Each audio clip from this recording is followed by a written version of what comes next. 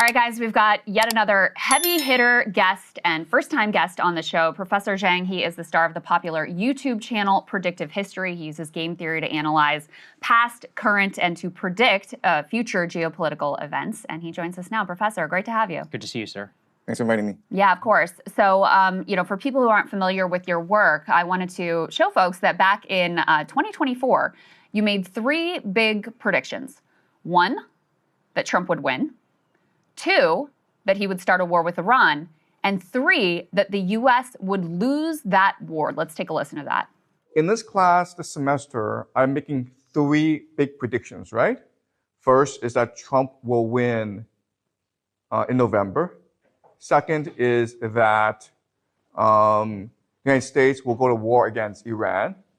And the third big prediction is that the United States will lose this war, which will forever change the global order. So obviously that last one is the only one that has not yet come to fruition. Is quite a stunning prediction. Do you stand by it, and what have you seen so far that leads you to sort of stand firm in that conclusion? So given my analysis of how the war is progressing, I think that Iran has many more advantages over the United States. The reality is that right now, it's a war of attrition between the United States and Iran. And the Iranians have been preparing 20 years for this conflict. In their eschatology, in their religion, this is a war against the great Satan. They've had many practice runs. Last June was a 12-day war when the Iranians were able to examine and analyze the strike capacities of both the Israelis and the Americans. And they've had a lot of time, 8 months, to prepare fully for this new attack. They, through their proxies, the Houthis, Hezbollah, Hamas, and the Shia militias, have been able to really grasp the American mentality. And now they have a pretty good strategy of how to weaken and ultimately destroy the American empire. So what the Iranians are doing is they're waging war against the entire global economy. And so they are striking the GCC countries. And not only are they striking GCC countries, American bases, but they're going after the critical energy infrastructure of these bases. They blocked off the Strait of Hormuz. And eventually, they will go after the water desalination plants, which is the lifeblood of these nations because they don't have fresh water supply. In fact, the water desalination plants provides 60% of the GCC's water supply.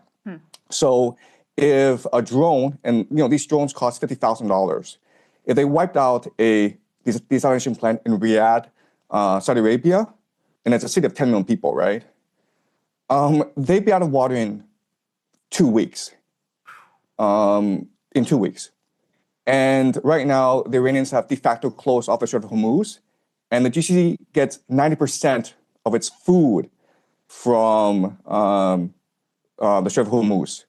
So I know a lot of people are talking about the disruptions to the global economy, but right now, the Iranians are actually threatening the very existence of Saudi Arabia, UAE, Bahrain, Qatar.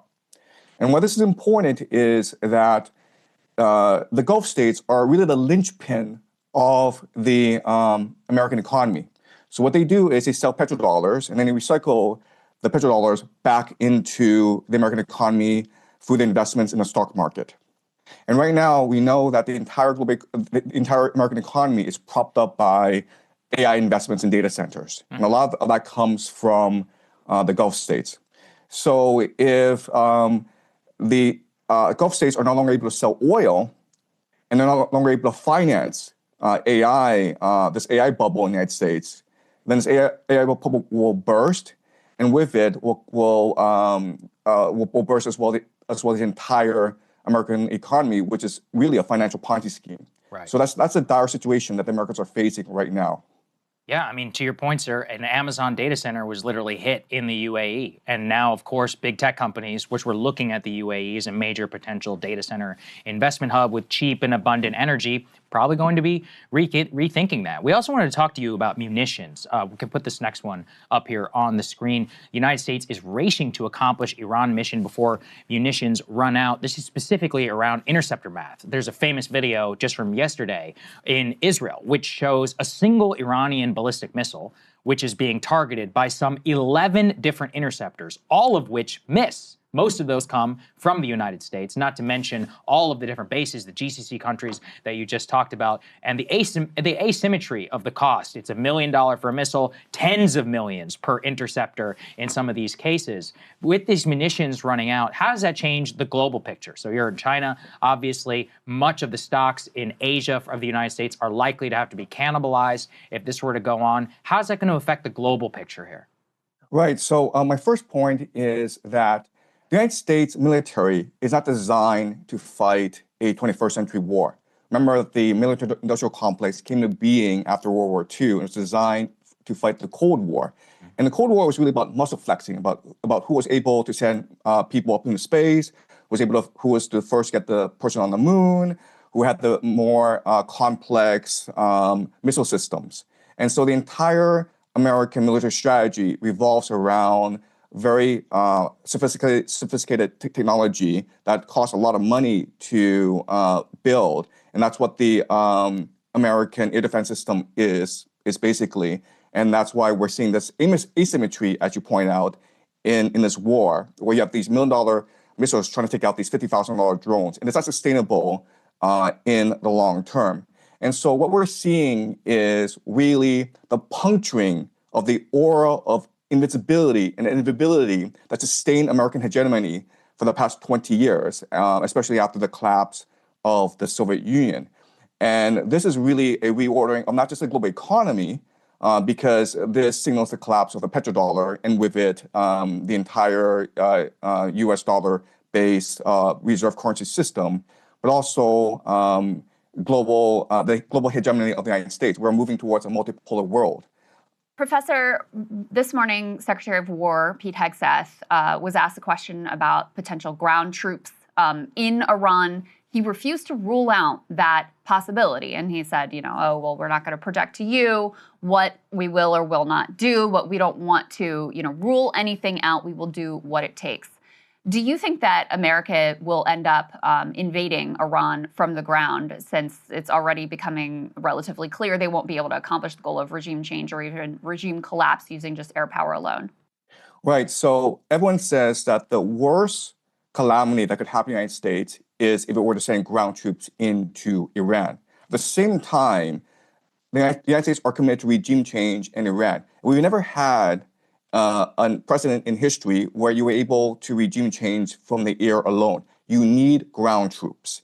And so unfortunately, what's going to happen over the next few months is that pressure will build on America to send ground troops, especially from the GCC countries and from Israel, which are being pouted right now by the Iranians. So remember that if the GCC countries, Saudi Arabia, Qatar, UAE, Bahrain, if they go, then the petrodollar goes with them. So the Americans need to protect these countries, and these countries are going to demand that either the Americans bribe the Iranians to cease, and this is like $5 trillion in indemnity, okay? Mm-hmm. Or send ground troops to wipe out the Iranian threat once and for all. And I know that there's no political will for ground troops to be used against Iran among the American people. But remember that 78% of American people was against initial strikes against Iran in the first place. Right.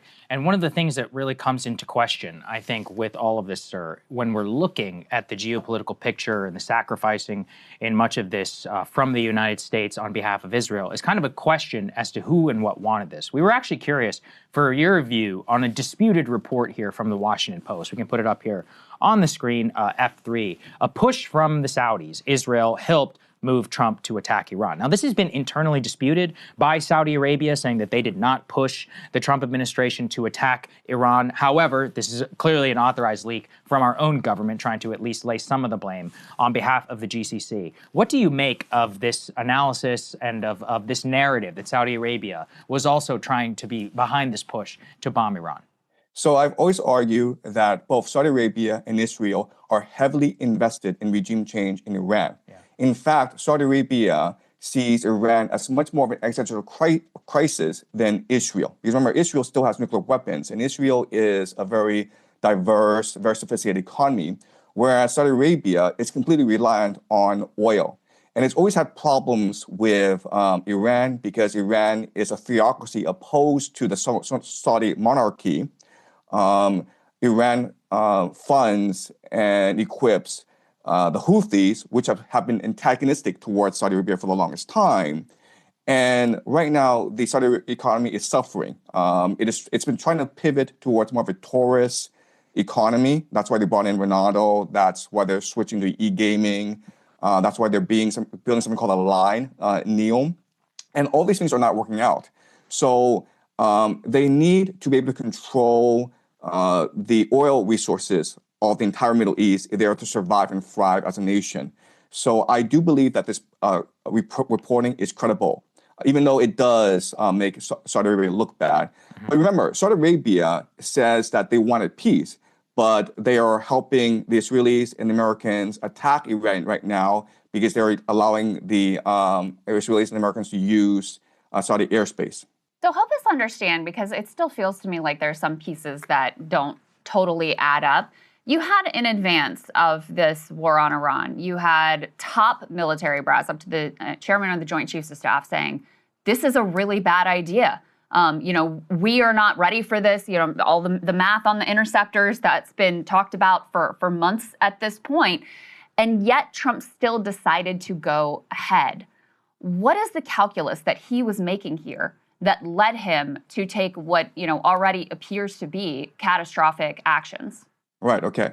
So this is the key question. Why do they do this? I think there are three possibilities, okay? And I think all three possibilities are valid. The first is the idea of hubris. If you look at history, this is how empires behave. So the Mindoro kidnapping was quick, successful, and it was adrenaline rush for Trump. And that made him overconfident in the capacity of the American military, okay? So hubris is a factor, and we see this throughout history. Why did Hitler invade Stalin? Because he conquered Europe really easily, and he thought it was invincible, right? And that led to the destruction of the German army in the Soviet Union. So hubris is a factor. Then you have to look at internal political calculus, where even though America does not benefit from this war against Iran, Trump himself personally benefits. Why? Because the Saudis and Israelis are bribing him to attack Iran. Remember that the Saudis invested $2 billion in the private equity fund of Jared Kushner, who is the son-in-law of Donald Trump. And the Israelis, through Miriam Adelson, have been financing Trump's political career, right? So Miriam Adelson, a few months back, said that she will put up $250 million if Trump were to run a third term. So Trump is getting a lot of financial and political support from the Saudis and Israelis. Also remember that if this war goes sideways and Trump is forced to use ground troops, he will probably get approval from Congress, and this will give him emergency war powers, which will allow him to influence the midterms.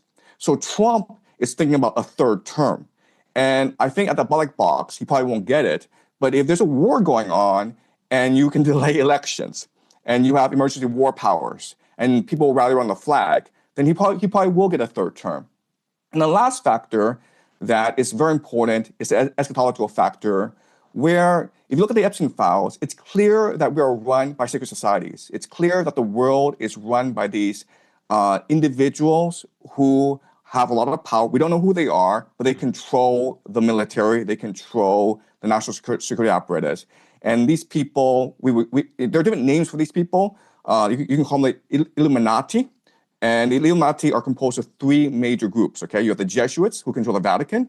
You have the Septine Frankists, which control the modern state of Israel today. And you have the Freemasons, which control the national security apparatus of the United States.